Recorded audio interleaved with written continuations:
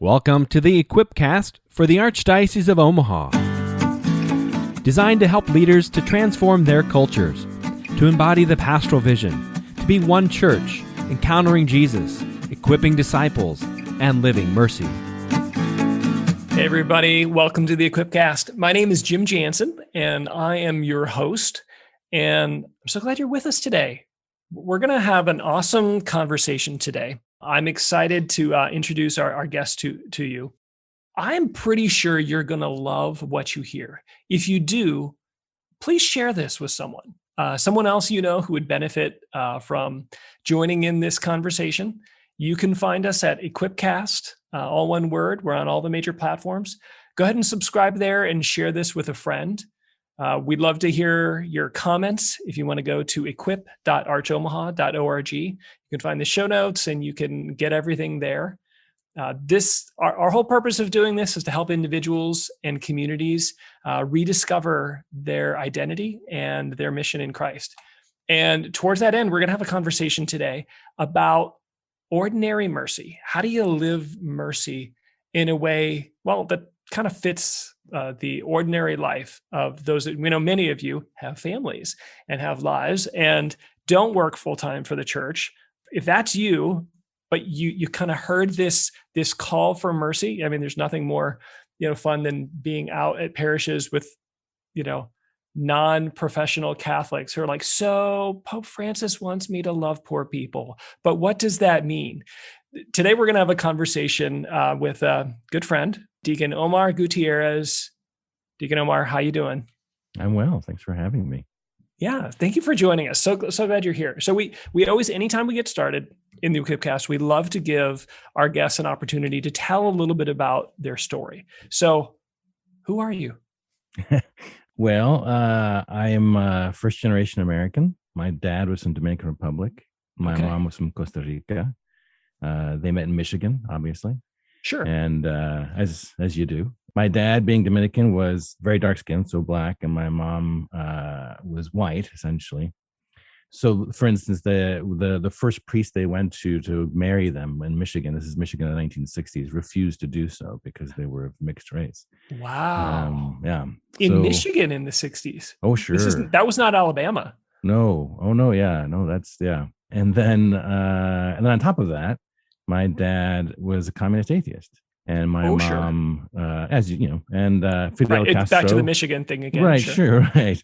Fidel Castro was his hero, and my mom was devout Catholic. She was right there at the beginning of the charismatic movement in the 70s. She was the kind of, and Latina Catholic, right? So praying in tongues to get a parking spot kind of Catholic. I mean, that was my mom. I exaggerate not. So growing up was an interesting thing. So all that just to say, who am I? I'm still trying to figure that out, I guess. The whole question of identity as a first-generation American and growing up with a funny last name, having the name Omar after 9/11 made things interesting. So I got patted down a lot, which I'm fine with. So probably depends on which TSA agent you get. This is true. Yeah. We've never traveled together. So no, this is true. Yeah. 70-year-old Randy in the La Crosse airport was just fine. He was a fine gentleman. Nice guy. And I'm happy. I'm a husband. So I'm happily married 17 years this summer. Father of 5, from 16 down to 1. And I'm a deacon as of 4 years this May. We've been in the Archdiocese of Omaha for, the 13 years now, I guess. Baseball fan and a lover of film and music and books and the social teaching of the church is kind of my bailiwick. Yeah. Wait, what's your baseball team? The Cleveland Indians, although they won't be called the Cleveland Indians much longer because we're getting rid of that name. But, okay. I mean, I can't help because I feel like the listeners are wondering this, where are your parents now? And particularly your dad, is he still a communist atheist fan of Fidel Castro, or is there another story hiding there? Yeah, so he passed away in 2001, but before he passed away, he did reconcile himself with the church. So I mean, he grew up in Latin America, so you're just automatically Catholic or that sort of thing. He experienced some bad things in the church, but essentially his appreciation for the rise of the communist socialist movement in Latin America was a result of the bad things the American government was doing in Latin America, and backing some traitors there. In fact, the reason he actually got here to this country was because he drank too much one night and started saying some things about the dictator. And one of his friends who was in the military said, "Hey, your name showed up on a list. You should probably skip town." So he came to the United States. But so that's what he was. But toward the end of his life, he had cancer, and I was finishing up graduate school in theology, and so I went home and I took care of him for the last 8 months of his life. And about a month or so or two before he passed away, he finally reconciled himself with the church, and we had a conversation. He said, "I realized the things that happened to me were not the church, but certain people in the church." And so we had the priest come over. He went to confession, received communion, probably for the first time in 60 years or more, probably more than that, 70 years. Wow. And passed away. Yeah. Thank you for sharing that. I can't help but think that's not going to be incidental to our conversation today. Yeah. Thank you. That's beautiful. You kind of mentioned it, that the social teaching of the church, living of mercy, it's become your bailiwick. I don't know what a bailiwick is, but I think I know what you meant. I had one, but I think it broke. Anyway, I see it in the background there. Yeah. Tell us a little bit about, there's my motivation in this, right? Calling this like living ordinary mercy. I mean, I think, Omar, you're one of the most articulate voices, magnifying and repeating the church's teaching on mercy and the social teaching and doctrine of the church. It's often referred to. Thank you. Tell us a little bit, just kind of set the table for us for the conversation, if you would. Just give us the super short crash course into what does that even mean? What is the social teaching of the church?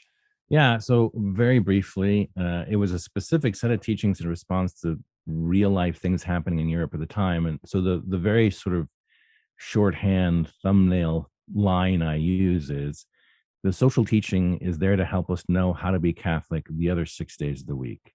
So we all know we're supposed to go to Mass on Sunday. Yeah. And that's definitely a Catholic thing we know we're supposed to do. But what does it mean to be Catholic in the way I shop, in the way I budget for my family, in the way I consume media, in the way I vote, in the way I think about the issues in my family or in my neighborhood or with the city council rep or what? Like, how do I think about any of that in the context of being Catholic? And the social teaching there is to help give us some guidelines for figuring that out. Wow. I mean, I can't help but think that's more important than it's ever been. I'm flashing back to something John Paul II said years ago, now quite a few years ago, that one of the difficulties the church is experiencing now is that even people who would consider themselves believers who would go to Mass on Sunday, fewer and fewer of us, live like atheists the other 6 days of the week. And here you're saying the church kind of has, the church has something to say on that. So just to tell a quick story, and we're practically unique in the way we tell that story. So what I mean by that is a number of years ago, when I was hired by the Archdiocese years and years ago, 13 years ago, I was here to do stuff on the social teaching. I was giving a talk, and a young couple walked in, which was very rare because young people never came to my talks. But I asked them, "Hey, stick around and we'll chat." And so we started chatting, and it turns out they were an engaged couple, and he was a member of a very small evangelical church that had been formed around this ideal of living intently the Christian life. And they lived in community with each other, and their pastor was a 20-something-year-old guy. And he said, "Hey, we've heard about the social teaching, but we want to learn more." And so that's why I came to the talk. And I really enjoyed it. I said, "Well, it's great. I would come back again." The next day, I get a call from his pastor, again, who's like 20-something years old. And he's on the phone. He's like, "I heard you were sweet, and I want to hear about the sweetness of the sweet teaching you had." And like, totally, I'm like, "Great. Well, come over for dinner, meet my wife and family, and we'll chat." So we're chatting. And the story of these young evangelicals was they had a conversion and encounter with Christ. They wanted to live their Christian faith intently and with an absoluteness they weren't seeing elsewhere. So they said, where do we see that in Christian history? Well, the monks used to do that, right? They lived in community, they'd pray together, they'd work together. Okay, we'll do that. So they bought a house and they pooled their money and they're living in community together. And they said, well, how else do we do that? And so they started looking around. They couldn't find very much. They happened to be near St. Peter's Parish, which is my parish. And they were talking to Father Cook at the time, who was the pastor. And he said, well, there's this thing called Catholic social teaching. And also Thomas Aquinas and St. John of the Cross. And so they started reading these Catholic thinkers and like, this is great. We've never seen anything like this before. And then they found the social teaching. They said, the Catholic Church has actually thought about some of this stuff. That's awesome. About how we can live authentically in this world, not medieval world, but in this world in an authentically Christian way. And so that's what we want to learn more about. Now, I think all but like 3 or 4 of that community are Catholic. Wow, that's fantastic. Okay, so I want to dive in. You said like live in this world. And I think that's often the challenge, because as I was thinking about how do we live mercy, how do we extend the ministry of Jesus beyond, right, the other six days of the week, I see a lot of stained glass windows with saints holding baskets of bread or nursing those with wounds, which, I mean, it's great. Like, it's like, oh man, if a leper ever shows up, I think I know what I'm supposed to do. Right. But that story. But living mercy, attending to the needs, being a good citizen, it looks a little different in today's day and age. If you would break that out for us a little bit, like what is the church saying about how we live mercy, how we live as citizens, conduct ourselves the other 6 days of the week in today's world? Yeah. So a couple of things. One is just to allay fear and anxiety. Whenever I give presentations or talks about the social teaching, invariably I will find people who are really very anxious because they feel this expectation. I'm supposed to be a saint. I'm supposed to be holy. Being a saint, being holy is like the stained glass windows. So that's what I'm supposed to do. And because I'm not doing that, somehow I'm failing God. I'm failing Jesus. So the first thing to point out is just context. And most it's not something we've forgotten. I think it's just not something we just don't always know. Some of the parishes, even in our, so just take our archdiocese, some of the parishes in our archdiocese are larger than archdioceses were of Paris in like the Middle Ages. Like there are more Catholics in one parish in Omaha than there were Catholics in all of Paris in the Middle Ages. Yeah, that's helpful context. Yeah. So A. B, naturally, economically, we're vastly different in the way we manifest ourselves. In fact, this is why social teaching exists. The way we support our families, the way we're involved in government, our relationship with the government, the state, all of that changed radically in a very short period of time. So just to put everybody at ease, we're not expected to do Christianity in the same way, perhaps, as those stained glass windows showed. Yeah. At the same time, we want to get at the heart of what it is that they did. And so one of the other misconceptions with regard to the social teaching is that it's about doing stuff. Because the social teaching often refers to things like principles for reflection and guidelines for activity and directives for action, like that's the pat language of the documents. Yes, it gives us that. And there are principles and values. Absolutely, there's intellectual knowledge. However, we often forget it starts first and foremost the same place that every teaching of the church starts and has the same end that every teaching of the church has, which is this: know Jesus, love him, so you can be with him forever. Punto. Like, that's it. That's all you have to worry about.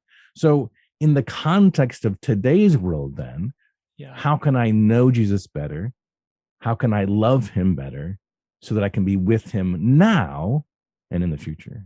That's fantastic. I mean, and I think what I love about the way you just articulated that is there's a natural link and connection between evangelization, that'd be my bailiwick, right? And the social teaching of the church and the living of mercy.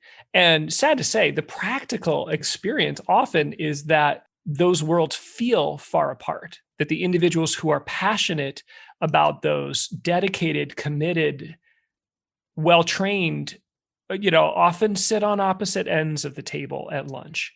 And that's not the way it's supposed to be. No, and there is a reason for that, and part of it because I've seen this myself. So first of all, to your point about there being a natural connection with evangelization here, Pope Saint Paul VI said this, right? In Evangelium Nuntiandi, he said there's this link there.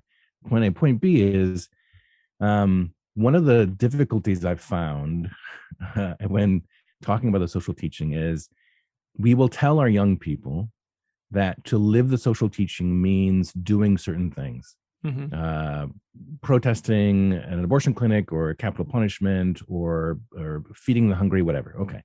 So that's what it means. And oftentimes it's connected with confirmation, right? And I'm not knocking anybody's confirmation programs, but with our service projects and our young people are told to be an adult Christian, adult Catholic means doing these things. Okay. So then that young person goes off to college, for instance, and they're involved with social awareness and all that kind of stuff. And they're doing the work that they were told is the work of an adult Christian, except the person doing it next to them is an atheist or a Buddhist or a Methodist or whatever. And they're doing the same work. So our young people who are not stupid say to themselves, if being a Catholic means doing this stuff, and these people are doing this stuff, then why am I saving myself for marriage? Why am I going to Mass on Sunday? Why am I doing any of this stuff if to be a Catholic means doing these things? And what's more, I've seen this, and I've had parents on the phone weeping with me about this. We send these students off to do these missionary things, and they come back and they don't go to Mass anymore. And when asked by their parents, they say, well, my religion now is loving the poor. My church is serving the poor in some other place, whatever it might be. And so because we've disconnected Jesus from the work ends up becoming a kind of baptized humanitarianism, and it ceases to be evangelical. Yeah. And I mean, and this is Pope Francis and so many others, there's this beautiful cycle. I want to see if I can do justice to it, that, it's like a chicken or egg question. It's like, well, is it that people encounter Jesus as the works of mercy are shown to them? Thinking about in the ministry of Jesus, he's often, he's often healing or feeding, and that seems to open up the heart to the gospel. And or is it that, well, it's when people have come to know Jesus, then they begin to live mercy, and then they have new eyes and a new heart for the poor?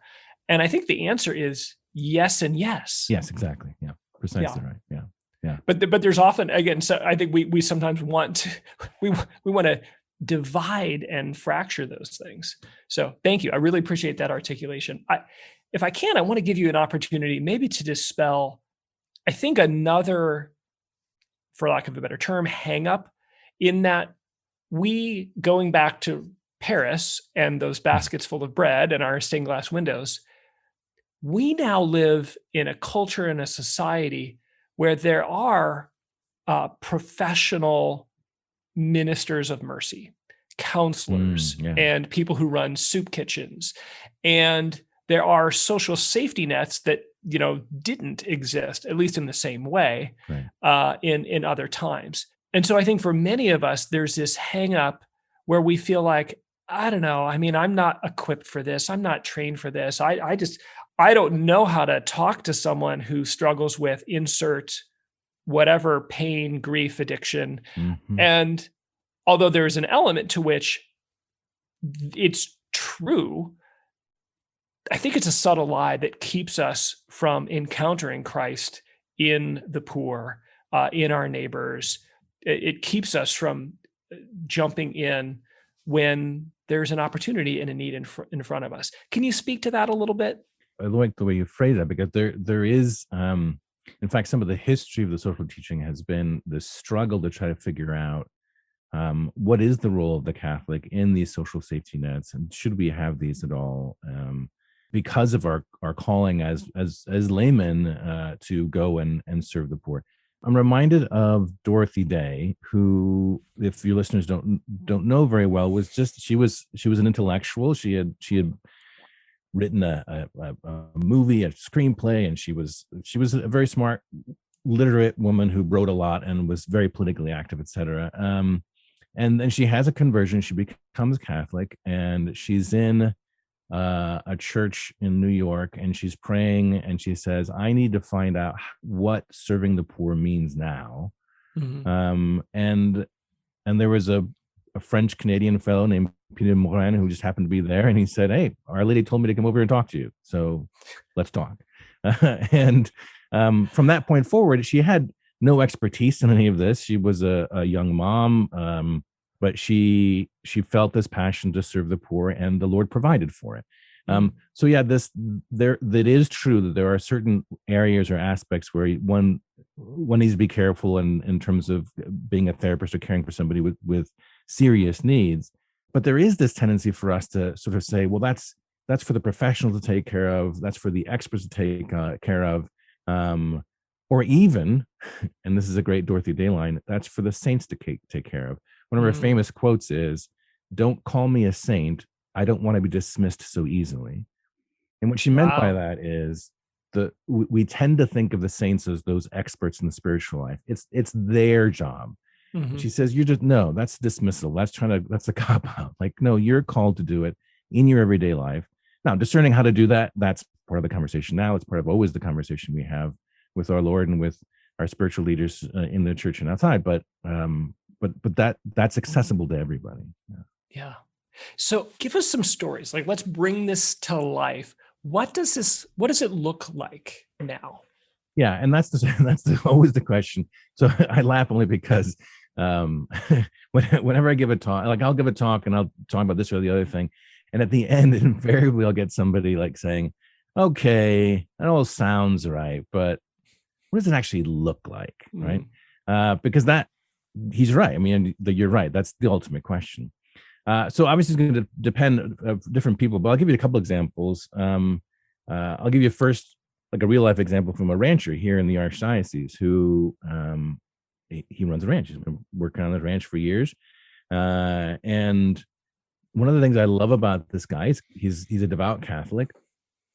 He treats his workers not just fairly, but this is what he does. If for one of his workers, if the worker shows up on time 5 days in a row, he gets a bonus of like $20. If he shows up on time for a month, he gets a bonus of like $150 or whatever. If he does that for 3 months, $1,000. If he does that every single day for a year, he can get this huge bonus, whatever it is. Now, for anybody who runs a business, and I've done in the past, where like you think the worker's fulfilling their obligation, why are you giving them a bonus? Like, they're doing the job they're supposed to be doing. What that forgets is that we as human beings exist to be recognized, right, in relationship. And so by doing this, he's recognizing for them, look, I value the fact that you're living up to your yes to me. And I'm going to show my value and my appreciation for that in this way. And at the end of the year, he has a big event for all his workers, and they're all there together, and he throws a big bash for them, right? Because he's showing to them he cares for them in a real, honest way.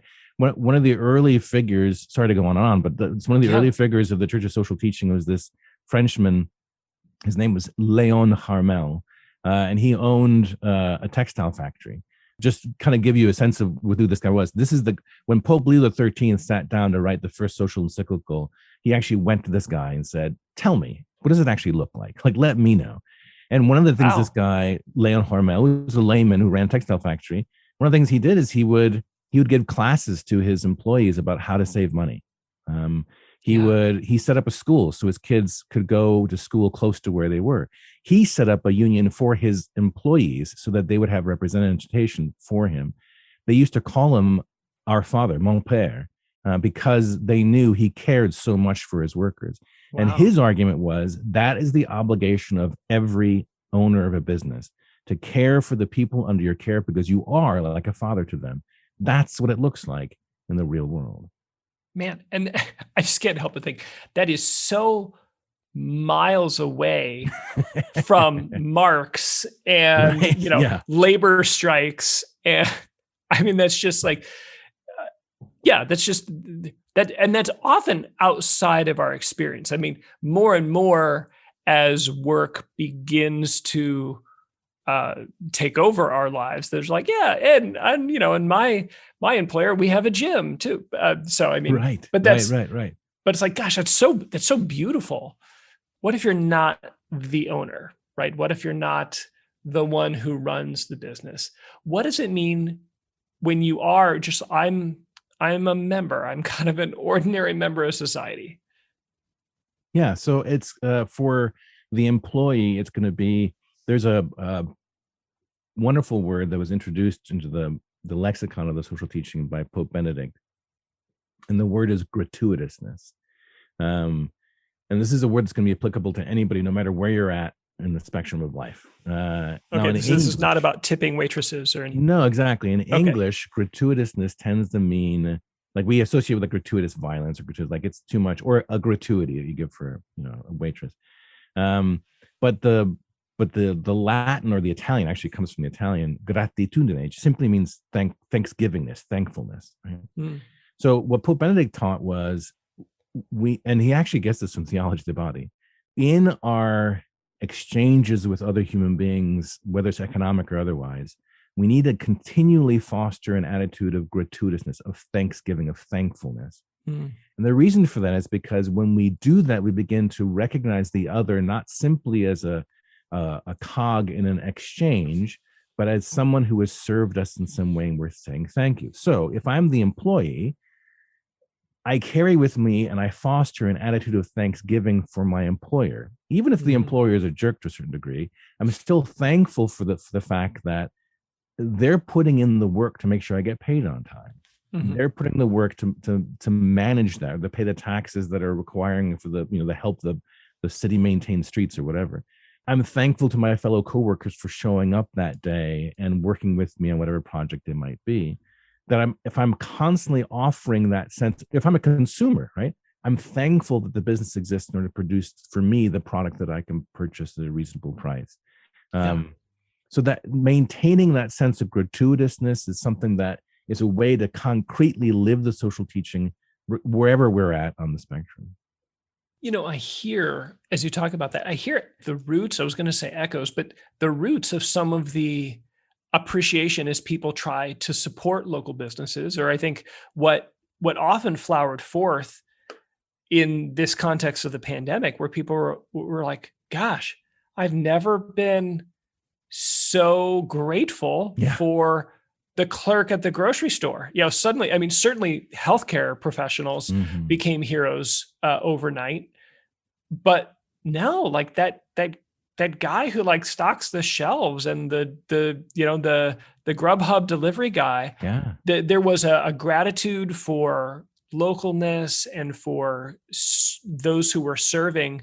Again, particular places were highlighted, but I see the root of that. That's a real practical manifestation.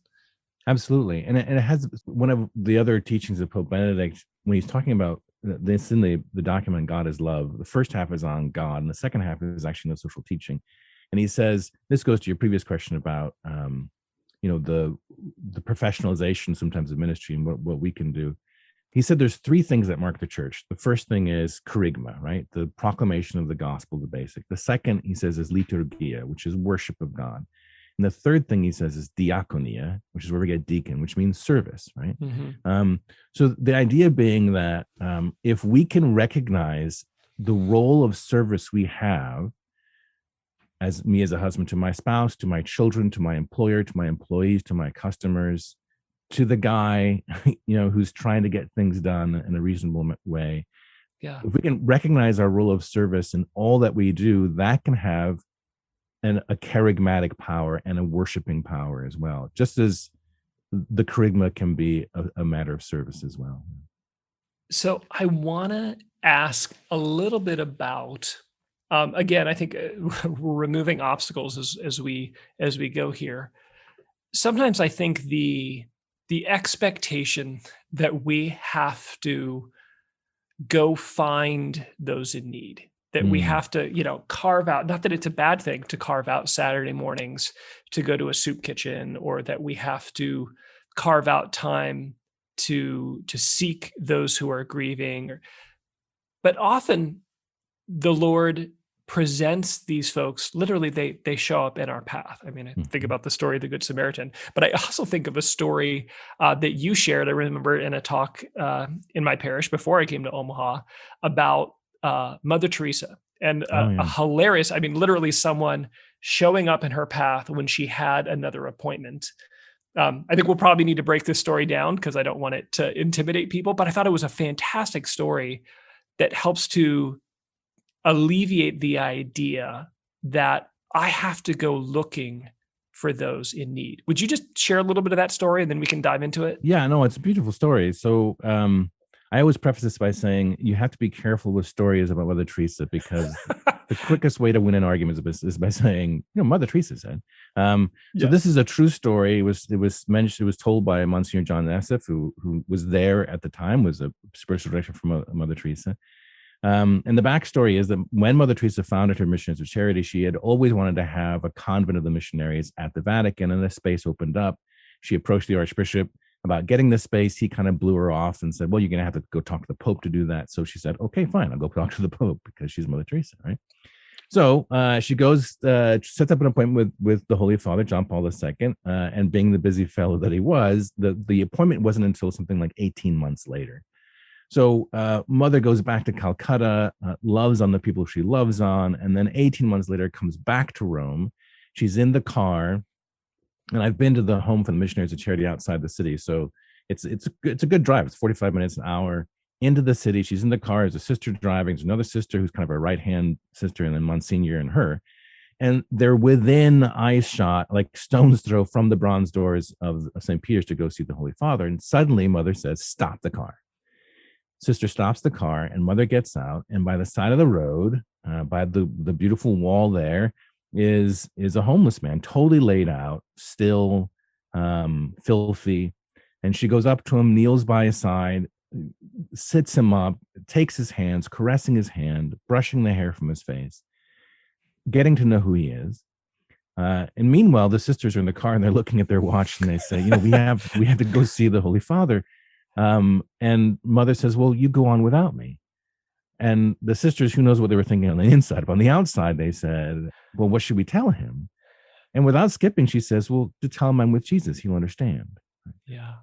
Now, there's a beautiful story. And of course, she did end up getting the convent. But as I prayed with the story more and more, I started to ask myself, okay, if Mother was in the car and they go to the meeting, and the first thing she says when they get out of St. Peter's after the meeting, the first thing she says is, now let's go start our work by caring for the homeless man we passed on the way here, we might still be telling the story, because we'll say, see, she was thinking about the homeless man even when she went to go see the Holy Father. Or if, as she's walking up and before she goes in, she goes, no, I got to go back and be with the homeless man. You go ahead and have the meeting. We might still be telling the story, but that's not what happened. She saw this man and she stopped. And so I asked myself, and I asked the listeners too, what would cause you? You're on your way to an appointment that you've been waiting for years. You're on your way there. What would cause you to stop? Not pause, not think, but stop in your tracks. And for me, I can only think of a couple of things that would cause me to do so. But for Mother Teresa, it was the sight of her beloved. Mm-hmm. She saw him. She had to be with him. And that, I always say, that's Catholic social teaching. To know Jesus, to love him, and to be with him now, and so that we can be with him in the future. Yeah, I have to confess, I think I would have grabbed her by force, saying like, listen, you're my ticket to see the Pope. You're like, right. And fine, we'll bring this guy with us. But, right. That's right. Gosh, yeah, and I've heard that story, Omar. It's been like 5 years since the first, and it has come back to me again and again and again. It has changed the way I respond to the homeless I see on the road. Mm-hmm. It has changed the way I respond to some of the needs of my children and to annoying, certainly not Whitney, our producer, but right, staff members who have inconvenient needs and questions. And I'm like, what? I was just about to, so not Whitney, the producer, who won't be editing this out. But I mean, it has changed the way I I've responded in moments, and it comes back to me in times of decision. What would you say to somebody who's like, okay, I have no idea how to get started here? Hmm. Like, okay, so not Mother Teresa, just like Right. pretty clear I'm not there. Is there a baby step? Right. Yeah. Um, yeah. So one thing I would say is we're not Mother Teresa. So in reaction to that story, I've also seen folks their anxieties rise with that story because they're not Mother Teresa, right? Yeah. And so then their thought is, okay, but so are you saying that because I'm not living? Okay, just no, let it go. Just spend, first step, very practical baby step. Spend time with the Eucharistic Lord. Just Mm, spend time with Him. I don't just mean spend time in prayer. I don't just mean doing devotional. I mean literally just spend time with Him. You don't have to do anything. If you fall asleep, even better. Just spend time with Him. And what the saints have revealed to us time and time again is in doing that, you will foster a familiarity with Him mhm. so that the Christ that is hidden in the Eucharist will reveal to Himself as He's hidden in the poor. Whatever poor person that might be, whether it's the Mhm. homeless guy or whether it's the annoying employer or employee, whatever, Christ will reveal Himself to you more and more. Not that He wasn't before, but you will be used to seeing Him and being in His presence. Yes. And I would add, I think it works in reverse as well. So times that I have been blessed to go on short-term mission trips, or Mhm. even just to do local, very intensive works of mercy, my my experience of Christ hiding in the poor, the revelation of my own poverty in that. I mean, I can tell you a time I was in Mexico City working with street kids, and I'm in this city park where a lot of these, addicts, homeless street kids live. And apparently, just a few days before, there was a horse show in this park. So it wasn't a particularly clean park anyway. Mhm. And then there was this, horse show, and you can just imagine like what happened with all these horses in this park. And I remember how difficult of a time I had attending to the people in front of me. I was so distracted by the stuff, the chaos, the junk, the smell, the horse droppings.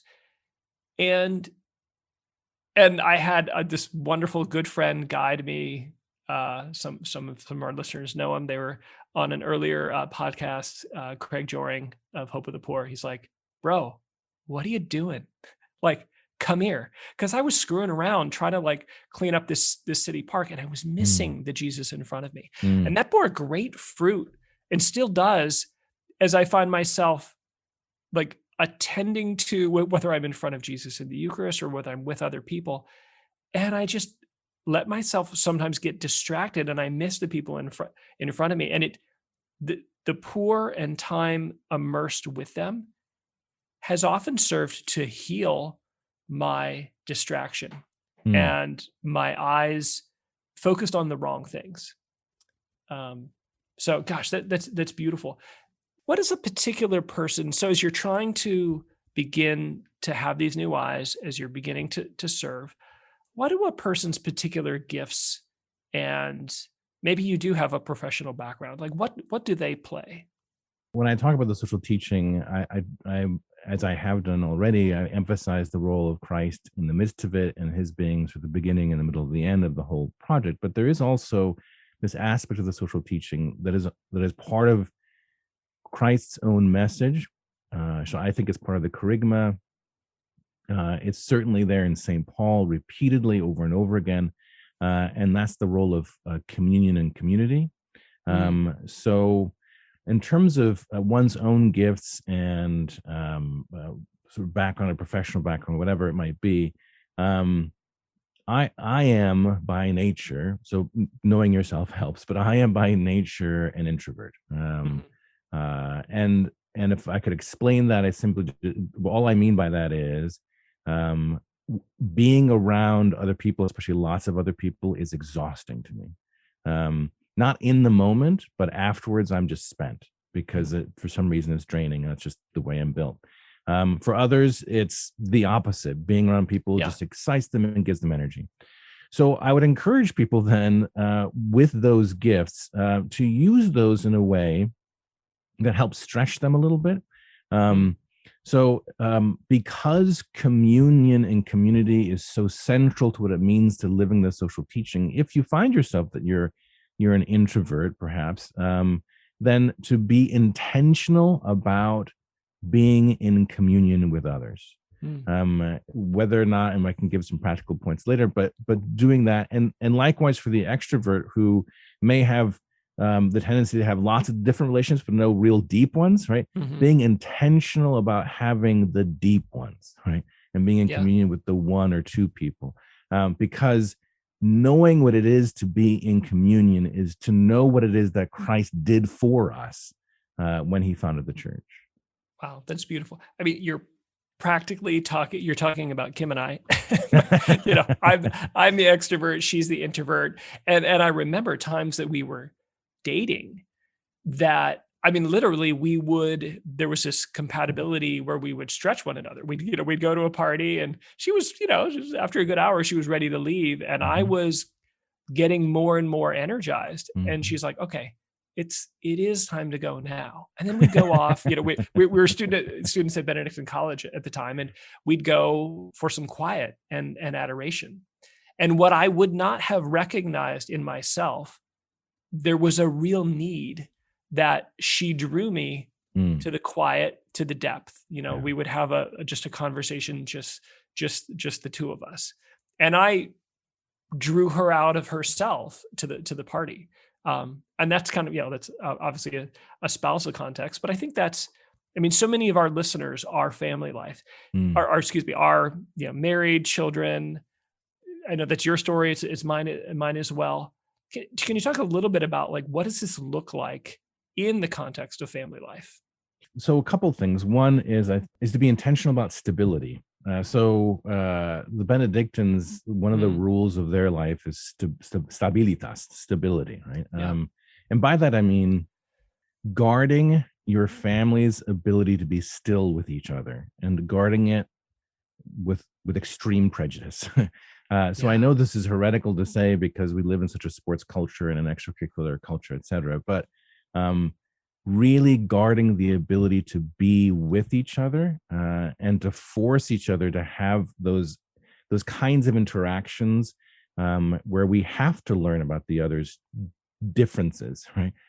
Because knowing that, so I know that there have been controversies around him, the founder of L'Arche, Jean Vanier, but he has this beautiful book on communion in which he talks about the absolute necessity to learn what it's like to be with somebody who's different than you. And if you're not exposed to that early, it becomes very painful to learn how to do that and live in communion otherwise. So in terms of family, if you're living the social teaching, guarding the ability to be with each other for periods of time. Now, one of the interesting things, I'm sure you've heard this before with the whole COVID thing, was that families found themselves having to do that, whether they wanted to or not. Yep. And sometimes it's gone, everybody has a different experience.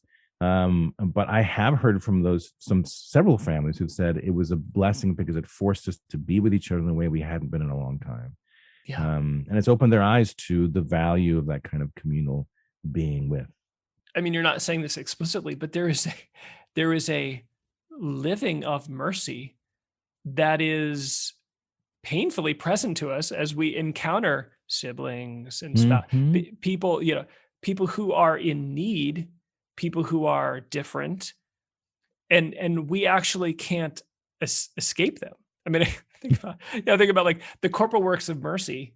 It's like, I remember thinking about this in the context of family life once. I'm like, wait a minute. All we do is feed the hungry and clothe the naked, and visit the children that we've ourselves put in timeout, and if they really take us off, we're going to bury the dead. And so, I mean, it's just like all of the corporal works of mercy. That's not true, by the way, listeners. Anyway, but like all of the corporal works of mercy really show up in family life. I mean, years ago, my wife, I mean, it was the product of a young missionary family. We're like, hey, we took a newspaper article when Mother Teresa died, cut it out, had a nice picture of her, and put it in a frame. And it didn't look great then. Mm. You can imagine how well it's aged. Yeah, right. I don't know how been a long while. Mother Teresa's been gone, but it's been a little while. 1997, right? Yeah, but it's framed and still up in our laundry room. Wow. And that's a place, right, where much of the corporal works of mercy, I mean, just, somebody had an accident, and so we're clean. Like, so much of that takes shape there in that little space. It's right off the kitchen for us. And it's a reminder, right? And Mother Teresa would fondly remind people, it's like, go love your family. Yeah. People would ask her, Mother, how do I do what you do? And she's like, well, start at home. Yeah. Yeah. So there was like, a friend. No, I don't want to. I don't like them. I have a friend who worked with the poor in New York for a number of years and was at a homeless shelter there when Mother Teresa visited way back in the 80s. And he has this great story where she came, and there was somebody in the little group there who said to her, "Oh, Mother Teresa, I just love you. Everywhere you go, you bring peace." And Mother looked at her and said, "Everywhere I go, I bring work." And what I love about that is, sometimes we can, as a father, and my office is in my home, as you can see, and the laundry room is right across the hall, and the work of family life is plenty of work for those who are seeking to live the social teaching. The challenge for us is to do so intentionally, right? Is to try to do so in a way that we can interject and insert Jesus into the work that we're already doing. Yeah. Omar, I want to give you an opportunity here, just as we close. It's been a fantastic conversation. Any final thoughts? Yeah, just in terms of like practical things and maybe some resources. One is because I think communion is so important, and because our current cultural makeup is so allergic to communion. Mm-hmm. I'd really recommend that if you're couples, seeking out organizations that help bring couples together, things like Christian Family Movement or Teams of Our Lady, or the new one that started here in the Archdiocese. So being intentional about doing that with your family, with your spouse, is really very important. If you're a professional of some kind, finding other Catholics in that profession. So there's a Catholic Medical Association, the Catholic Business and Professional Club. There's lots of organizations. And if you're single and not married or whatever, there are organizations that that you can get together with regularity, that hold you accountable to living the life, whether it's communion liberation or whatever it is. Being in communion and being intentional about doing that. Right. It's sort of just a practical thing. Well, and if I could, yeah, please. The purpose of those organizations isn't so much to create a bunker where it's like, oh, finally, I can only have to hang out with Catholics, because all the other people kind of freak me out. I have to be out in the world, and now I have others who remind and teach and challenge and inspire me. Yes, exactly. To live that faith all 7 days. Yes, that's exactly right. That's a very crucial point, because we can do that. We can go seek out our own club that agrees with us, and that's not the purpose for what I'm talking about. That's not real communion. Right. So we've all had the experience of having a friend who would call us up as a shoulder to cry on, as somebody to kind of complain to, right?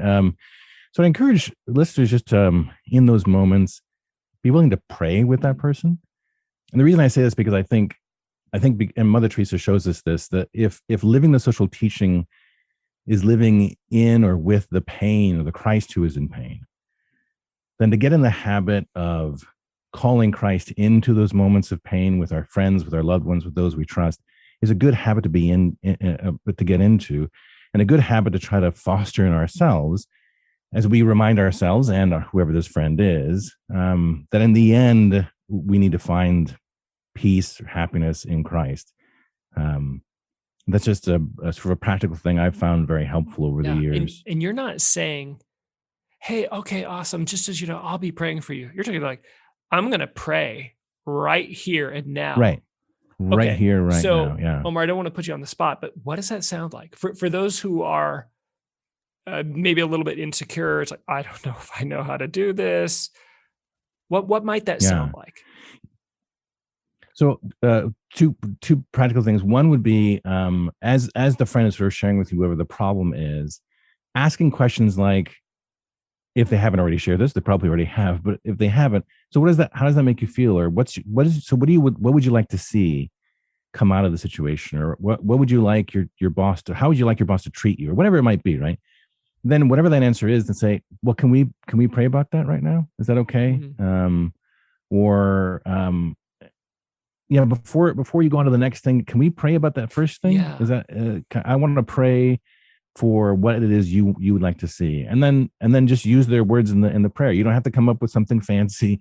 Just say, Jesus, my friend wants the boss to treat her more respectfully. We both ask you to help make that happen. And I love these questions. Clarify what does the person desire, right? What are they like? What is the real experience? Because sometimes you get a long description of what's happening. And when it comes down to it, it's like, okay, well, how does that make you feel? It's like, I feel disrespected. It's like, what do you want to happen? It's like, I just want a fair shake. It's like, okay, that's what we'll pray for. Yeah, that's fantastic. Exactly. The last thing I'd say is just in terms of like resources or things for people to read. And I really dislike plugging myself, so I'll do that at the beginning and then give the good stuff at the end. But I have this book, The Urging of Christ's Love, the Saints and the Social Teaching. So the reading the lives of the saints, especially in light of the Church's social teaching, I have found, and other people have reported back to me, really helpful. So that book, also Dorothy Day's, one of her memoirs, just called The Long Loneliness. And it's a beautiful story about her conversion, about her life. And I find it inspiring in so many different ways. If you wanted to learn more about the social teaching in an easy way, like the actual documents and what it teaches, there are a few resources out there, but there's a little pamphlet that I did on Rerum Novarum and other things that you can go read. But also in terms of videos, like, so what does it mean? Acton Institute has a beautiful video series. The first one on human dignity is absolutely beautiful and really gets to the heart of one of the central aspects of the Church's social teaching, the human dignity of the human person. So all those resources I think are helpful, especially that first one. What I've heard people say is The Urging of Christ's Love, the Saints of the Social Teaching. I've heard people just say it put me at ease because it helped me realize this is possible. Good. So, Omar, thank you. I mean, I think that's what we've been trying to do in this conversation. We're trying to help make this ideal, the beauty that is presented to us, just a little bit more ordinary and a little bit more doable. And I think you've helped us take a big step towards doing that. So thank you. My pleasure. My pleasure. Thanks for having me. All right, everybody. If you've benefited from this conversation, go ahead and share it out with those who you think would find it helpful. You can subscribe so you don't miss an episode at Equipcast, all one word. You can find the show notes and other goodies, blogs at equip.archomaha.org. Omar, again, thank you for being with us, and thanks for listening, everybody.